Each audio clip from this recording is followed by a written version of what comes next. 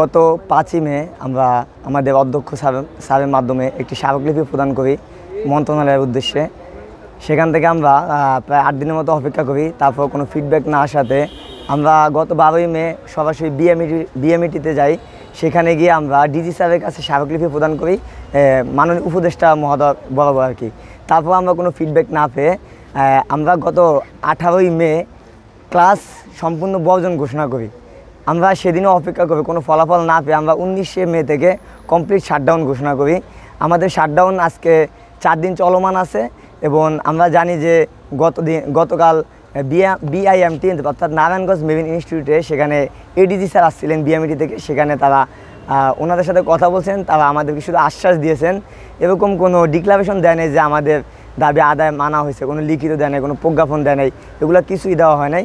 যার কারণে আমরা এখনও মাঠে আছি। আসলে আমরা যতদিন পর্যন্ত একটা প্রজ্ঞাপন পাবো ততদিন পর্যন্ত আমরা মাঠে থাকবো, আমাদের শাটডাউনও চলমান থাকবে। এছাড়াও যদি আমাদের দাবিগুলো মানা না হয় আমরা আরও কঠোর কর্মসূচি ঘোষণা করবো এবং আমরা ঢাকামুখী হবো। আমরা বিএমইটি আমরা যে মন্ত্রণালয় আছে সেটা ঘেরাও কর্মসূচি আমরা পালন করবো ইনশাল্লাহ। আর আমাদের এই দাবিটা কিন্তু যে অনেকে মনে করতেছে যে অন্তর্বর্তীকালীন সরকারকে দামানোর জন্য বিভিন্ন আন্দোলন করতেছে, আসলে আমাদের দাবিটা আজকের না, আমরা গত 15 বছর ধরে এই দাবি করে আসছি। আমরা বিভিন্নভাবে দাবি মন্ত্রণালয়ে প্রেরণ করছি, আমাদের দাবিগুলো মানা হয় নাই। তারপরও অন্তর্বর্তীকালীন সরকার ক্ষমতায় আসার পরও মাননীয় প্রবাসী কল্যাণ মন্ত্রণালয়ের উপদেষ্টা এবং নৌ পরিবহন মন্ত্রণালয়ের উপদেষ্টা তারা একটা যৌথ মিটিং করে, সেখানেও একটা সিদ্ধান্ত আমাদেরকে সিটিসি প্রদান করবে, কিন্তু সেই মিটিংয়ের কোনো আমরা বাস্তবায়ন পাই না। অতএব শেষমেশ কথা হলো, যতদিন পর্যন্ত আমরা একটা প্রজ্ঞাপন আগে আমাদের দাবিগুলো না পাবো ততদিন পর্যন্ত আমাদের কর্মসূচি চলমান থাকবে। আমরা গত 19শে মে 3 দফা দাবি নিয়ে মাঠে নেমেছি।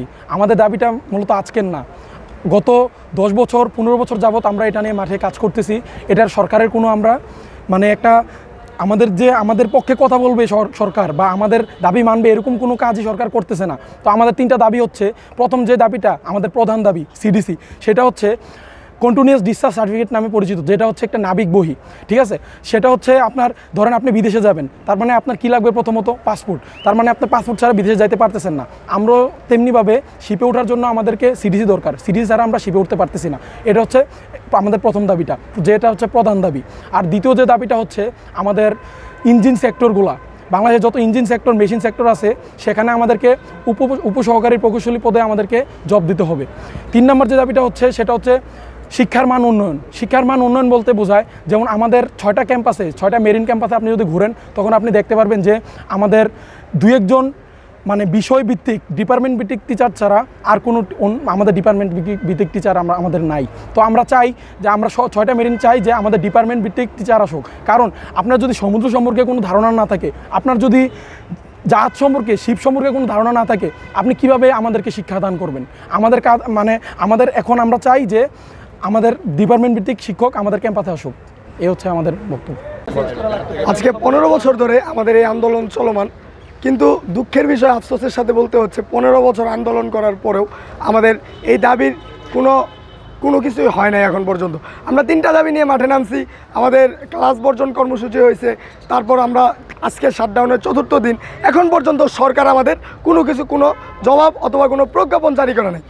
গতকালকে বিআইএমটিতে এডিজি স্যার আসছিলেন, তিনি আমাদের শুধু মুখে বলে দিয়েছেন যে আমাদের সিডিসি হবে, সিডিসির জন্য আমাদের যে প্রিসি কোর্স দরকার সেই প্রিসি কোর্স আমাদের ক্যাম্পাসে স্থাপন করা হবে এবং সাথে বেসিক 6 কোর্স স্থাপন করবে। তার জন্য যে টাকা পয়সা লাগবে তার শুধু একটা ক্যাম্পাসে স্থাপন করার জন্য টাকা পয়সা আছে।